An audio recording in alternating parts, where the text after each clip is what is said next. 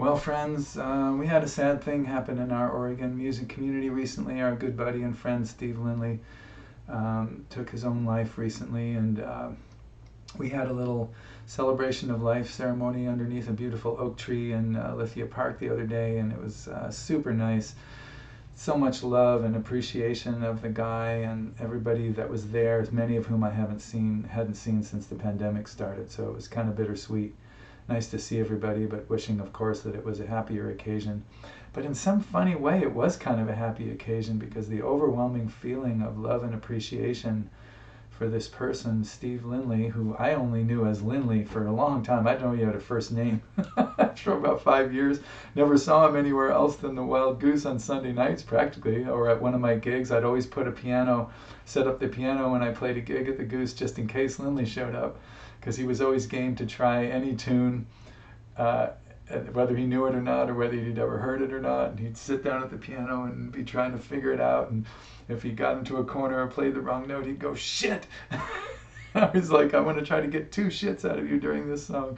It was so sincere and heartfelt whenever he said it. It was so funny. And honestly, I don't feel like I knew Steve. I don't feel like I knew Lindley. I didn't know much about his family life or what he did for a living or where I did. I knew him musically, and we loved each other. I loved him and he loved me, and that was a theme that everybody mentioned, from people who knew him for 2 years to people that had known him for 30. I loved him and he loved me, and it was so clear. We met in a timeless place of trying to find a coherent musical, lyrical, piano, guitar connection. And when we did, it was beautiful.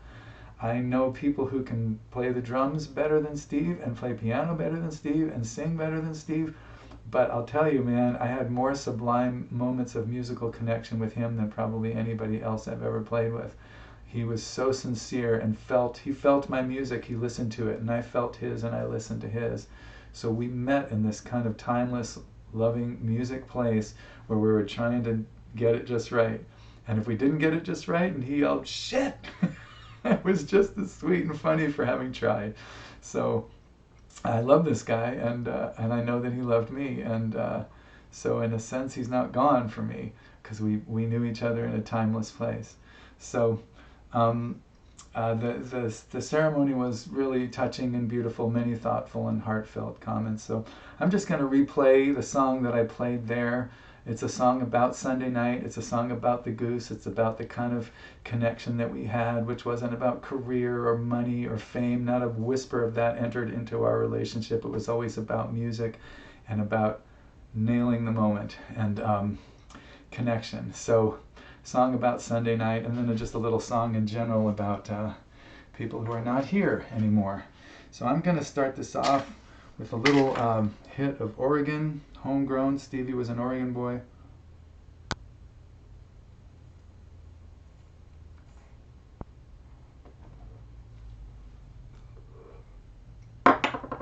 Oregon is my adopted state, my home. I will die here.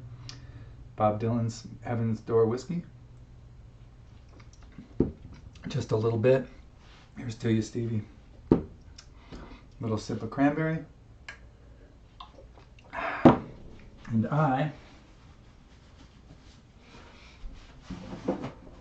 ready to go. Almost. Shit.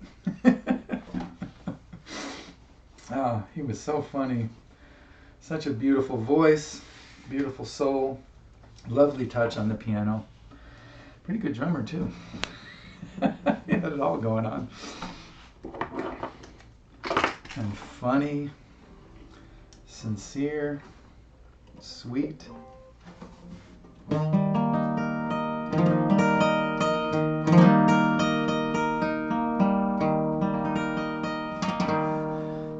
I just realized that my microphone, this one here, has unplugged itself, and the video has defaulted over to the web mic. So I'm going to plug in my Blue Yeti here because it somehow got unplugged. I don't know when that happened, but now we should switch over to the Blue Yeti. Are we switched over yet? Oh no, we've